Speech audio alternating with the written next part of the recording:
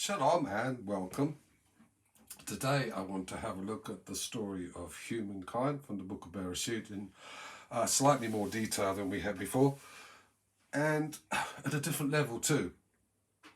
And I must actually give great thanks to the inspiration from Rabbi Manis Friedman, who alerted me to this meaning, or so many meanings in the Torah, and for this story about Adam and Eve. Which really on face value, and when you look at it logically, doesn't make a whole lot of sense. And so we could see if we can make some sense of that. It also follows the Baal Shem Tov's advice, who said, that our goal is to inhabit a higher level of consciousness. We'll try and do that today. So let's start with humankind. Adam, red soil, out somewhere outside of the garden, perhaps in the wilderness. And God forms what would have been, I suppose, like a clay vessel out of this dirt, mud, clay of the ground, breathes into it from deep within himself, and cements this double relationship that we have, one with the physical world and one with the spiritual world. And this being becomes a living being. God places this living being, Adam, into the garden, a protected area, where God's divine light shines most brightly. There is no death, there's no time limits, eternity exists. There's also no Yetzer Hara, the evil inclination, which seems to come later as an external influence, and there wasn't a whole lot external to this garden. And Adam is given a job to do, he's given a commandment, he's told to work the garden, to till the soil, and also to guard it. Now, this must have been quite a simple operation. I mean, it's something that I wouldn't mind taking on. There wasn't an awful lot to guard against, and, we know about this mist that came and watered the garden by itself. And so perhaps this does actually point forward to more of today's world, where humankind is just expected to obey God's commandments. Now, maybe this was the first hint at that Adam was really, his work was to obey the commandments that God gave him.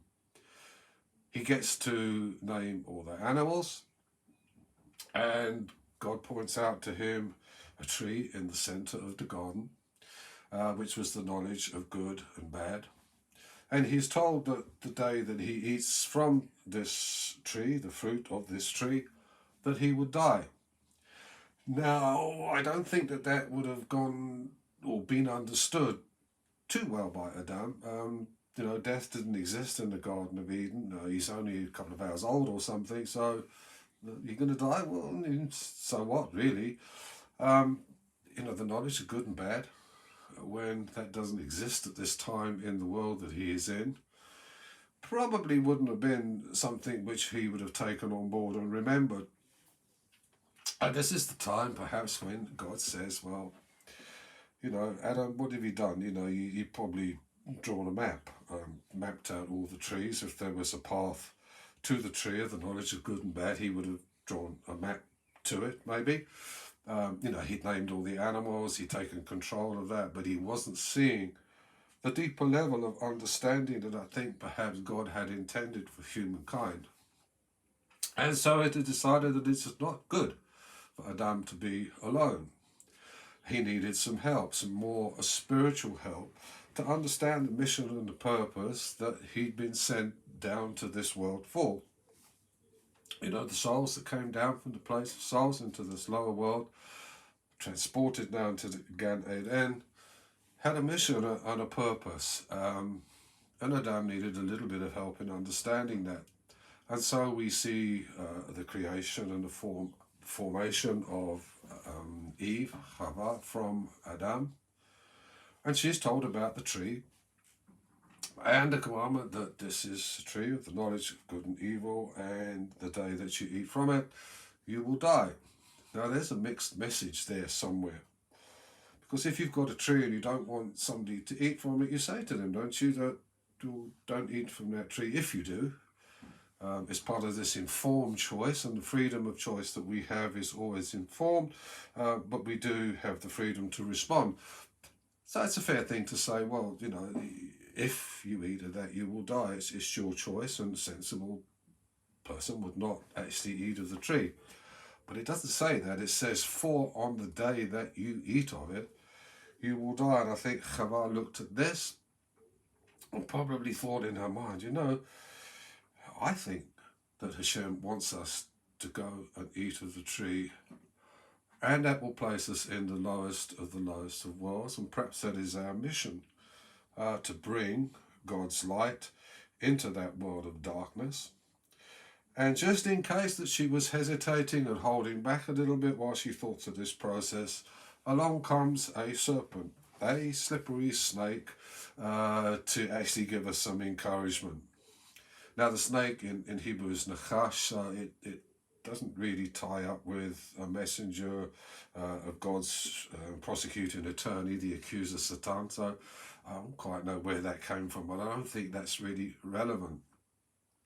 And this Nachash, who is rather a magnificent creature by all accounts, standing upright with legs, and it can speak, who we actually say, well, told us some fibs, told us some porkies there, that, you eat of this, you will be like God, not God, but like God, knowing good and evil, which is fair enough. And surely you will not die, and we need to have a look at that a bit later on. Because that does sound like an untruth at the best, but perhaps it wasn't. And so I think Chava gets the spiritual idea. She sees into the future. She sees Hashem's purpose. Adam is probably taking the cautious route and saying, well, we're just going to leave it alone and stay here because life is pretty good. And we know that Chava goes and takes of the fruit of the tree and eats it. And she gives some to Adam, who eats it. And the story says that their eyes were immediately opened and they realized they were naked, and they sew fig leaves together and cover up their nakedness. God comes looking for them in the garden and asks where they are and says, why are you hiding? And they say, well, because we're naked. And he said, how did you know that you were naked? Have you eaten of the fruit of the tree? And Adam says, yes, but it was her fault. She gave it to me, Eve. Eve says, well, this cunning snake here really confused me. And the snake, as we know, didn't have a leg to stand on. Now that's actually looking at it and putting God's voice into angry mode, which we do probably far too often. Well, what happens if the conversation went something like this, bearing in mind that Chava had really worked out that God had wanted them to eat of the tree and to descend into the lowest of the worlds? So what if the conversation was something to Adam, well, did you eat of the tree? Yeah, I did. Well, that's good, because that's what I want you to do. Well, I can't take credit for it, actually, because, this one that you sent me, Eve, she actually told me that I should do this. And Eve, eat of the tree? Yes, I did. Well, very good. Well done, because this is what I had intended for you. And she said, well, you know what, I need to actually acknowledge some help I had and some encouragement from the snake. And then, of course, we get this whole list of stuff which goes on, which wasn't part of the original contract, really, was it? You eat that, you die. Well, die doesn't mean anything to them. With 9 hours they've broken a covenant, and you're going to, what's that all about? And all of a sudden, Eve's told that, well, you're going to get pain in childbirth, you're going to get craving for your husband. Adam's told that he's going to sweat quite a bit in making bread from the ground. It will produce thorns and thistles. And when all this is done, he's going to return into the source that he came from, the dust of the ground. Doesn't really sound right, does it? Because, it's not part of the original deal, all this hardness that's going on. But I think it is in part of this informed choice that God gives us, that there's nothing held back from there, that you'll get through it, but I need you to go, and this is what it's going to be like. It's not going to be easy. There's going to be some challenges down there, but I still want you to go there. to be fruitful and multiply, to provide subjects for my kingdom, to bring my light to the darkest of places, and to start this process of making this lower world a fit place for Hashem to live. And eventually, so that one day the Mashiach can come and we get perfection here, and all the souls that are now back in the place of souls can come and live back on earth. So what does the literal meaning tell us? Well, I think on face value it's that big R again, isn't it? It's about responsibility. If you've made a mistake, admit it. Don't go blaming someone else unless it really is their fault. But I think in our different level of interpretation, it's also about giving thanks and acknowledgement, particularly to our teachers, the people that we learn things from. Don't say that, yeah, well, I did that. Be like Adam and say, well, yeah, okay, I did eat of it, but I didn't really fully understand, but it was Eve that helped me along for this. Eve said, well, yes, I did understand, but I was hesitant a little bit. So let's give credit where credit is due to those that teach us, for those that guide us. So, what is the next level? What do we do with this higher level story? Because you see, I've read somewhere that it said that the woman should light the Shabbat candles. And it's also almost an accusatory type of statement. Well, because she was the one that was responsible for the first sin. She was responsible for doing darkness to this world. And so it's only right that she lights the Shabbat candles to help bring light, or to signify light coming back into this world. But she didn't bring darkness into this world. Darkness existed there later.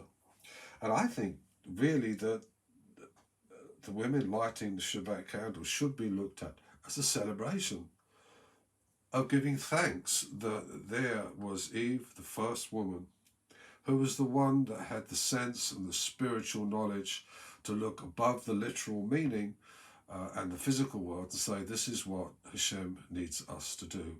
She was the one that enabled light to come into this world and light up some of those dark places. If you leave it to us, yeah, we'll read maps and put sheds up and all sorts of things, but don't necessarily ask us to understand deeper spiritual insight. That's the time when we need to ask our wives. Do we get stories of this throughout Torah? Well, we certainly do. Abraham, he favoured Ishmael, his firstborn, and was a little bit distraught when Sarah actually saw through some of the physical things that Ishmael was doing. We are told that he was a sporting type and was involved with Isaac in all sorts of dangerous sports. So it looks like they might get him killed. Sarah rejected Hagar and Ishmael, and it seems very cruel, but she had a very deep insight into the fact that the covenantal promises of God would not flow through Ishmael, but would flow through Isaac, and it was necessary that she protected him. And God had to speak to Abraham and said, look, stop it. Don't go that route with Ishmael. Go and listen to your wife and do what she says. How about Isaac and Rebecca, Rivka? We know that Isaac favoured Esau. Esau was a thoroughly bad character, it seems, doing all sorts of things which are against God's plan and purpose, being very ungodly. He was described as gavura, which is restraint, discipline in ways, but very bad restraint.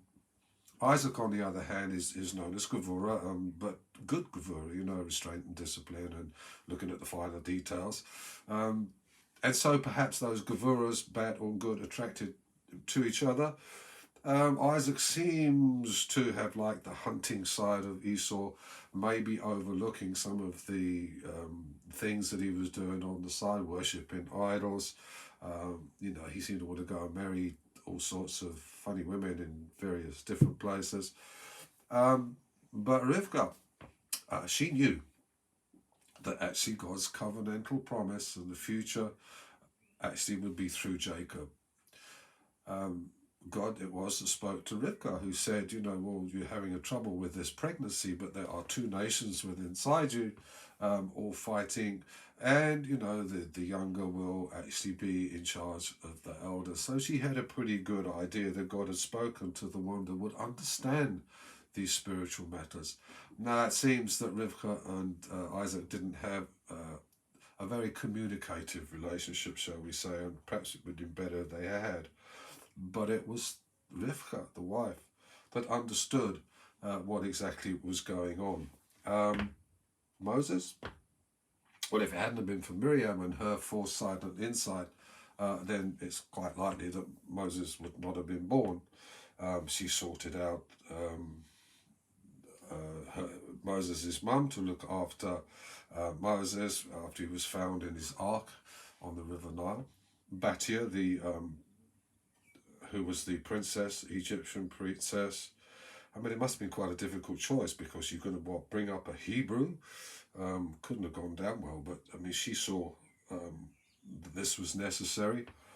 Moses and Zipporah, his wife, who saw above Moses' impetuosity and saved him from a very difficult fate and maybe even death. We've got Deborah with Balak on Mount Tabor, and so on, that it is the girls, the wives, that have that deep spiritual input. Now, obviously, we have our responsibilities too, but we can't do it alone, because it is not good for us to be alone. We do need guidance and that spiritual input that our wives can give. So, the message that I leave today is, listen to your wife. Shalom, until next time.